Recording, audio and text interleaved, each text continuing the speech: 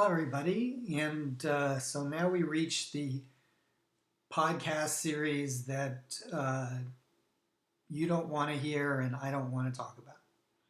But unfortunately, we gotta. This is the topic of climate change and global warming.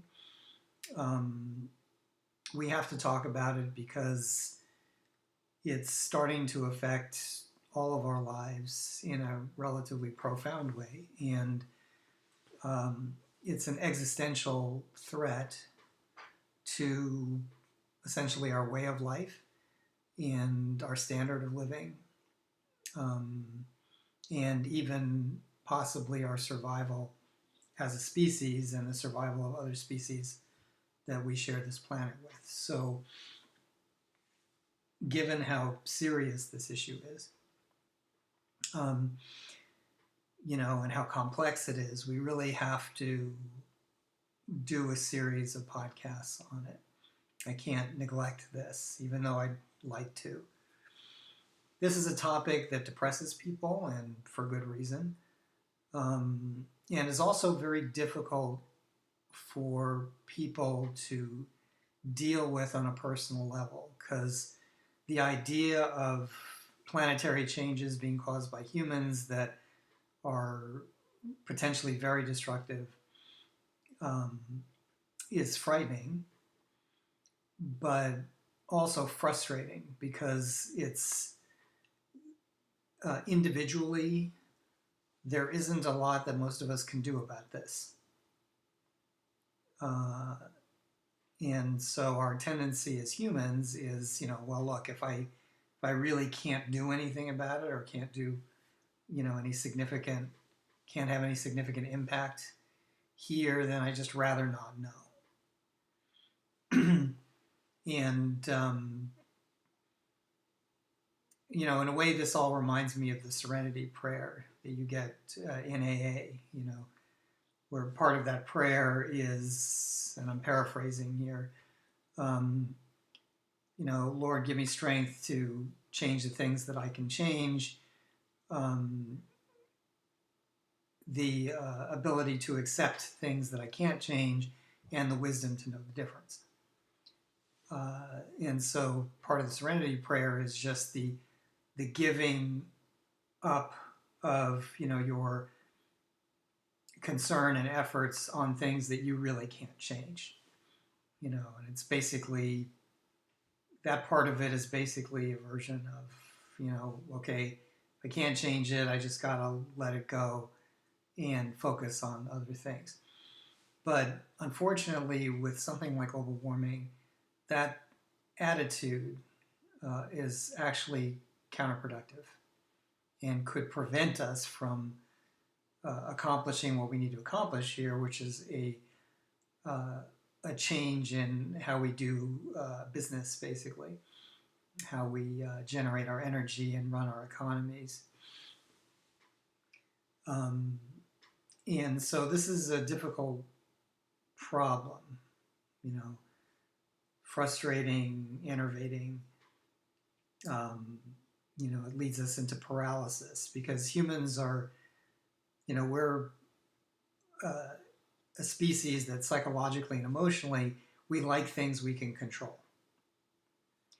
And if there's something we really can't control, it just causes us to get frustrated and basically saps us of our energy and our will to do anything about it. Because why? I mean, in a certain sense, that's logical.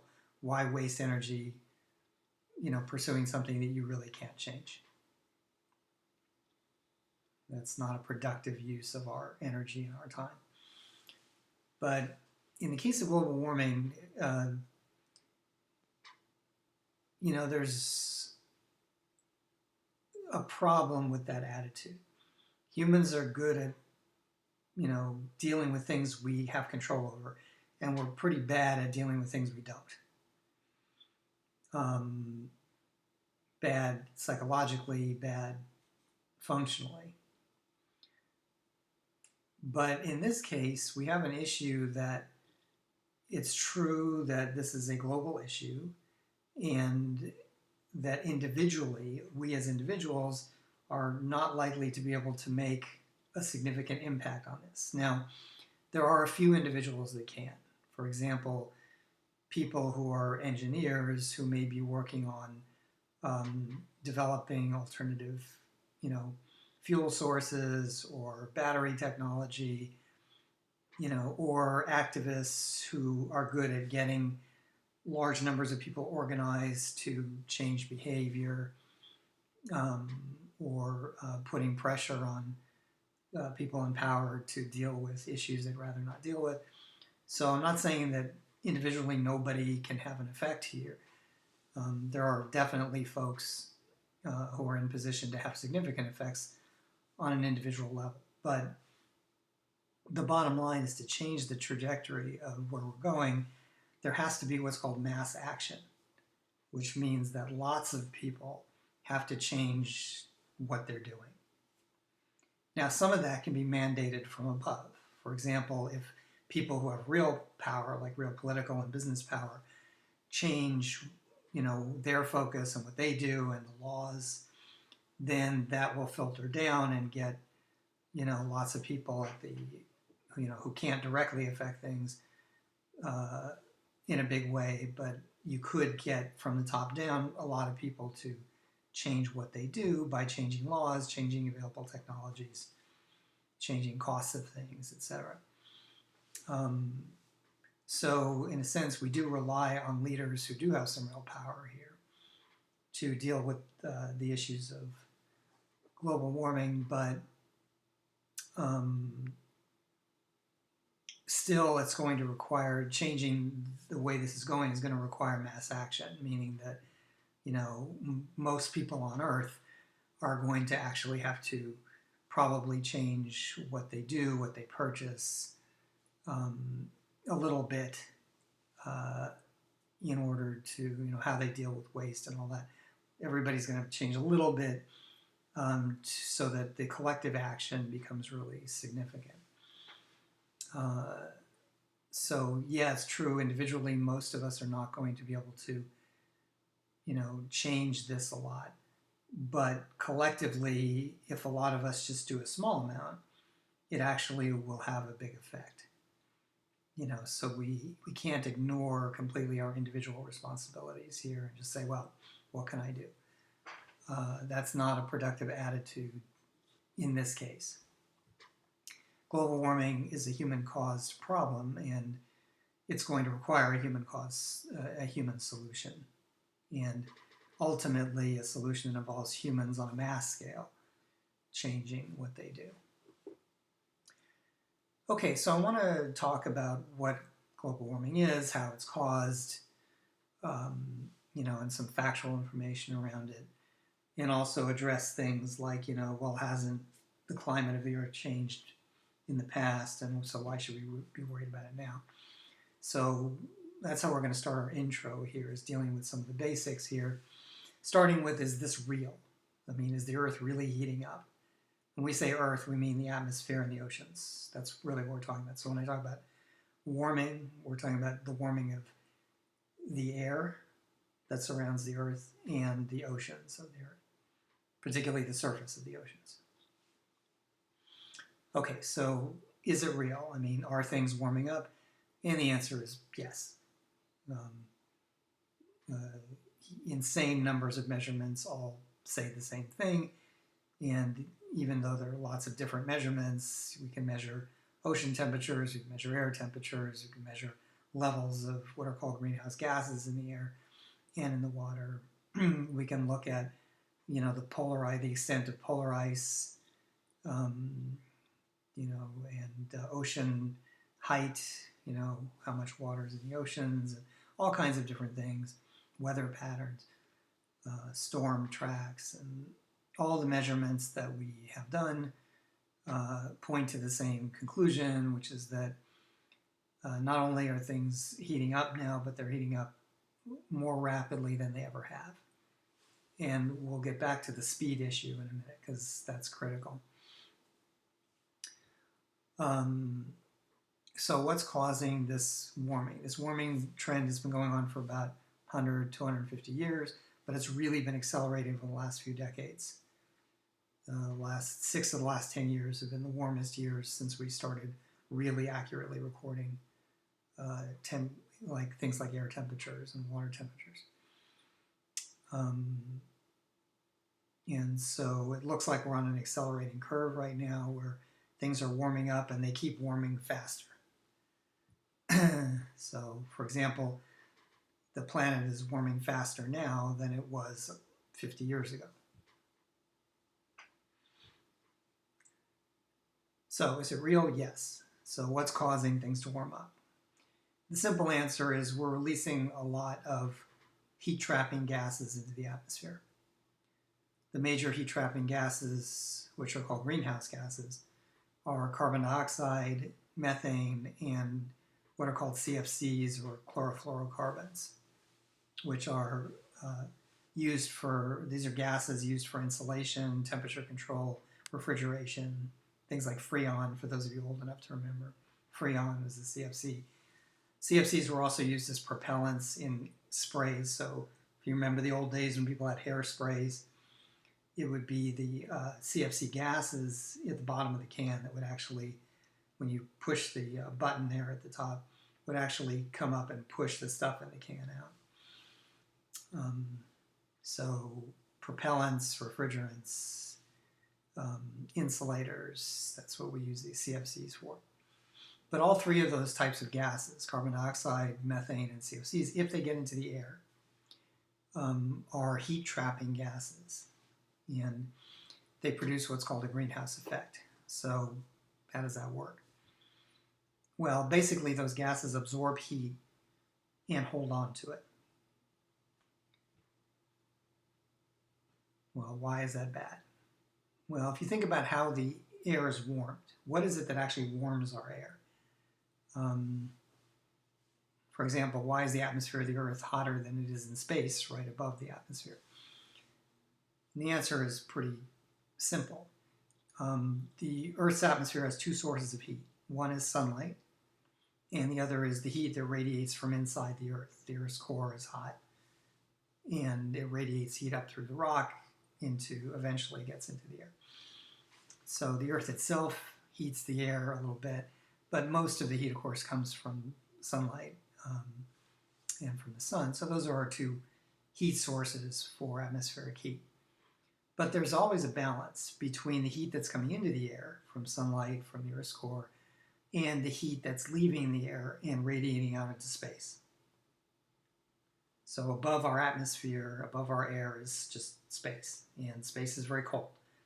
So the heat that's generated in our atmosphere eventually works its way out and radiates out into space. So our atmosphere gains heat from sunlight and the Earth's core, and it loses heat to space.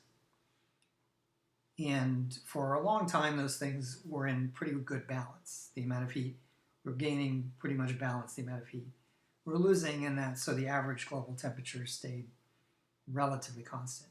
Now, of course, the temperature depends on how much sunlight there is where you are, and sunlight levels change depending on the season. So, for example, when it's winter, there's less light. Days are shorter. The light comes in at a steeper angle. And so there's less heating from light in the wintertime than there is in the summertime. So that sunlight heating is, it may be fairly constant over the entire surface of the Earth, but it's not constant locally. In certain areas of the Earth, some parts of the year it's warmer and some it's colder because the sunlight levels change pretty radically. But in some parts of the Earth, there isn't much change, like around the equator of the Earth, the middle of the Earth. The sunlight's pretty constant. Day lengths, sun angles don't change much with seasons. So there you get pretty constant supply of sunlight heat. Other parts of the world, it's variable over the year. But if you look globally at the entire Earth, the overall levels of sunlight and heat are fairly constant year-round. So for a long time, temperatures were fairly constant because there was a balance between the energy coming in the atmosphere and the energy radiating out into space. But more recently, as the world has industrialized, we've started to release a lot of chemicals that have unbalanced that equation. Carbon dioxide, methane, chlorofluorocarbons.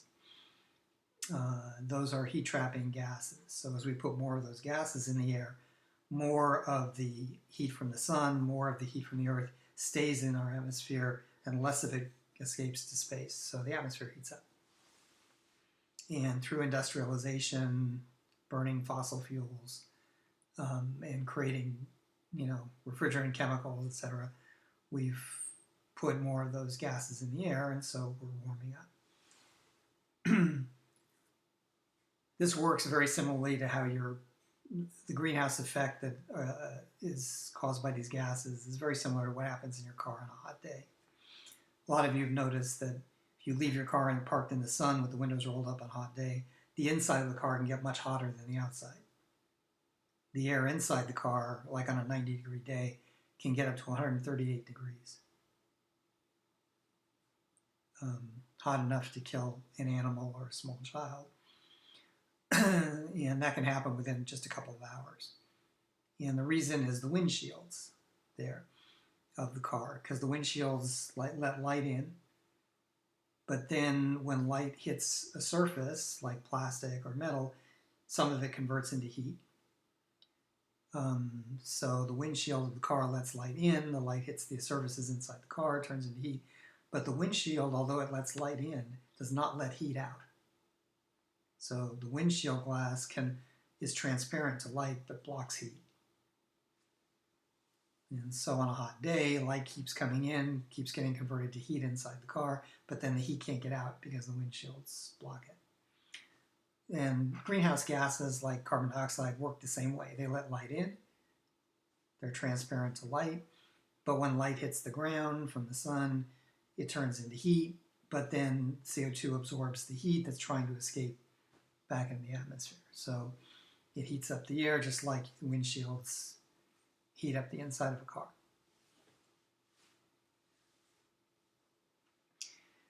Now, one set of measurements we can do which shows the magnitude of the problem is we can look at average global temperatures, air temperatures over the last 100, 150 years, average water surface temperatures over the last 100, 150 years, and then the amounts of these greenhouse gases that are actually in the air. So for example, we look at carbon dioxide. 160 years ago, 1860, CO2 levels in the air were 290 parts per million. Today, they're 420 parts per million. So the CO2 levels in the air have gone up 50% in the last 150 years. And that's a lot. That's a lot of extra greenhouse gas in the air that can heat the air. Methane is another powerful greenhouse gas. In fact, it's more powerful than carbon dioxide. The amount of methane that was in the air in the 1700s was about 722 parts per billion. Today it's 1,866 parts per billion. So CO2 levels have gone up 50% since the 1800s. Methane levels have gone up 150% since the 1700s. Both of those are heat-trapping gases.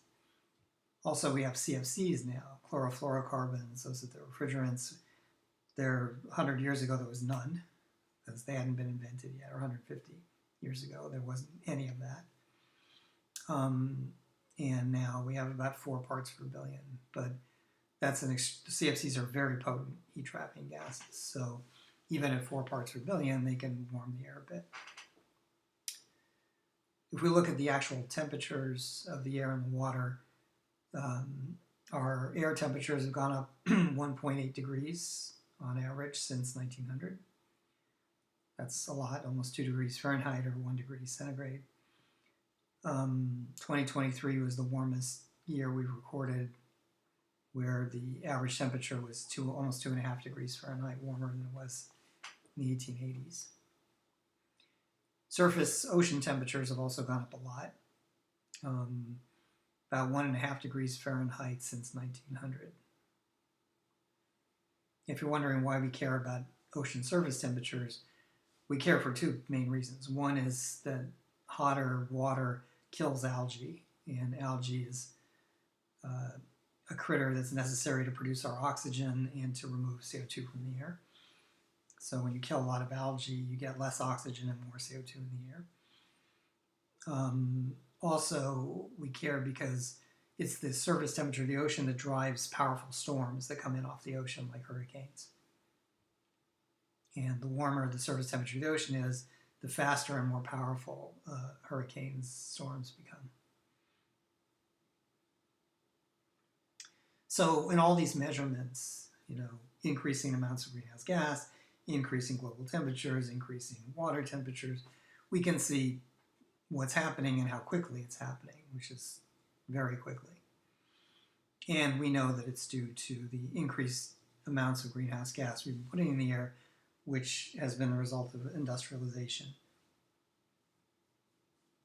The fact that we now use and burn carbon compounds for energy and transportation. Something we're not really doing much of in the 1700s and early 1800s. Okay, so is the current warming trend human caused? Yeah, it is. It perfectly coincides with the increased greenhouse gases, which perfectly coincide with increased human production of those gases.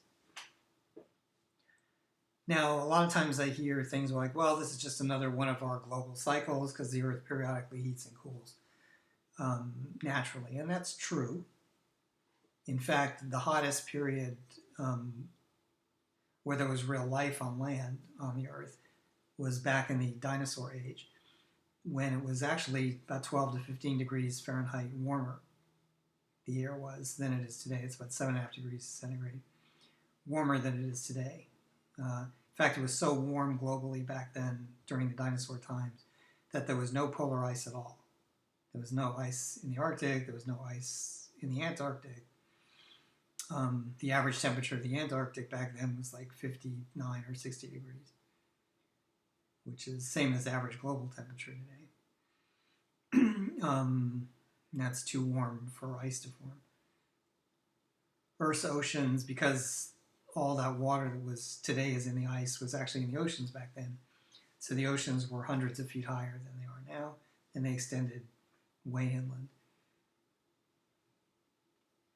And so, what people tend to say is, okay, well, if it was really a lot hotter when the dinosaurs were here, sorry, I'm moving myself now, and dinosaurs didn't have all the nice ways of cooling themselves that we have, like air conditioning, then why do we have to worry? I mean, clearly even 15 degrees hotter and no polar ice, there was still lots of life on Earth. Still dinosaurs everywhere. So why are we really worried about this anyway, if the temperature is going to go up? Well, first of all, dinosaurs were cold-blooded. What there weren't very many of in the dinosaur era, because it was too warm, was mammals. Warm-blooded mammals like us. Because mammals are mostly adapted to internal heating. They have internal heating mechanisms to keep themselves at a nice toasty temperature. Mammals really developed more so in a cooler climate, and so we're pretty well adapted to warming ourselves, not so good at cooling ourselves. Dinosaurs were cold-blooded, and so they were actually pretty good at using just air temperature to warm themselves up, and the hotter it was, the happier they were generally, up to a point. But what's more interesting is why it was so much hotter in the era of the dinosaurs. Well, it was hotter because there was more greenhouse gas in the air. The CO2 levels were way higher back then than they are now. I think they were like 10 times higher.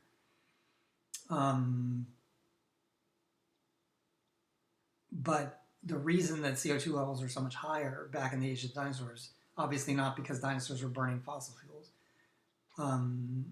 It was because there was a lot of volcanic activity. That was a period of time where there was a lot of movement of the continents, and whenever continents would sort of move apart, they would open up a big rupture under the ocean surface, and there'd be these huge volcanic vents that would spew out gases which would eventually make it into the air through the water, producing a lot of CO2. So there was a lot of natural volcanic activity, much more than there is today. And that was putting out a lot of CO2, which was warming up the air. But there was a natural limit to that. It was natural volcanic activity caused by the movement of continents or continental plates, not due to what any of the critters were doing at the time. So there was kind of a limit to it. Nowadays, we just keep burning more and more fuel to support our population, and there doesn't seem to be much of a limit. So, we keep just putting more and more of these gases in the air to fuel global industrialization, and so far we haven't come close to what anything that looks like a peak yet, and yet we're already warming the planet significantly. But one of the real big differences, and this is a critical one, which I mentioned earlier, between the warming that occurred like in the dinosaur age and now, is that the warming that occurred in the dinosaur age was very slow. It went along with very slow movements of continental plates, opening fissures in the earth, but that occurred slowly over long periods of geologic time. So as best we can tell, back in the dinosaur age, a change, for example, in the air temperature of 1 degree centigrade, because there was more CO2 in the air, would take about a million years to occur. So it took a million or more years just to get the air temperature to increase 1 degree centigrade back then. We've seen that same change, in fact, a slightly higher change than that just in the last 200 years because of the speed that we're dumping carbon compounds into the air through industrialization. So a change that would have taken 1 million or 2 million years in the dinosaur era is taking 100 or 200 years now. The problem with that speed, the fact that it's going 10,000 times faster now, that warming, than it did in the dinosaur era, is what's causing a lot of the problems. Life is adaptable, and through evolutionary and natural selection processes. And so if you have a very gradual change, even if it becomes eventually extreme, if it's gradual, usually you can get life forms will be able to adapt to that change and survive. But if the change occurs too quickly, you don't get that adaptation. You get extinction instead. That is, critters just die en masse because there isn't enough time to adapt through a natural selection process. Natural selection is a slow adaptation process. It takes a long time. 200 years not fast enough to adapt to major climate changes for most critters on Earth. And so what you see in the case of these kinds of changes happening over hundreds of years instead of millions of years is you see lots and lots of species dying off. And some of these species we need. Some of them we use for food. They're part of the food chain. Some of them we need for oxygen and to help remove some of this greenhouse gas from the air, like algae and plants, which give us food, but also oxygen, and they remove the greenhouse gases. But they're not adapting well to the temperature changes because they're just too fast. And so we're losing the species that we need, not just for food, but to help slow down the warming process and to provide our oxygen as well. So, by the way, oxygen levels in the air are dropping. And that's due to reductions in plant and algae species because they provide us with most of our air.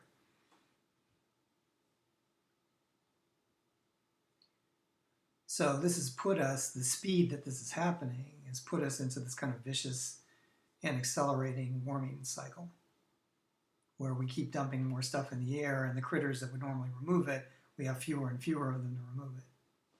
So the warming is kind of spiraling, it's accelerating, it's getting faster. That's becoming a real problem for us. The evidence of warming is all around us, from severe droughts and heat waves that last a long time now, and crazy wildfires, loss of water supplies like the Colorado River drying up, to widespread famine like in North Africa, where there just isn't enough, it's too hot, it's gotten hotter and drier, and there isn't enough water and moderate temperature to grow food anymore for the number of people there. So we're starting to see these effects. We're also seeing the storms getting worse because the water temperatures are higher. We're seeing, and air temperatures too, which drives storms. We're also seeing, polar ice melting, the ice caps melting, and as a result, ocean temperatures going up. Ocean levels going up. So the effects are in front of us. They're right here. You can see them right now. This is not a natural cycle. We know that because natural cycles occur over millions of years, and this is occurring over hundreds of years. And again, it's coincidental with us burning lots of these fuels and putting a lot more of these gases into the air. So, is this real? Yes. Is it a problem? Yes. Is it caused by us? Yes. So the question becomes, okay, what are we going to do about it? And that's going to be the topic for the next few videos. Okay, so I apologize for depressing you. I know this is not a fun topic, but it is an important one, and one that I think everyone needs to be educated on. And we all need to sort of have a hand in the solution, even if we aren't the principal drivers of the solution. Okay, so more to come on this.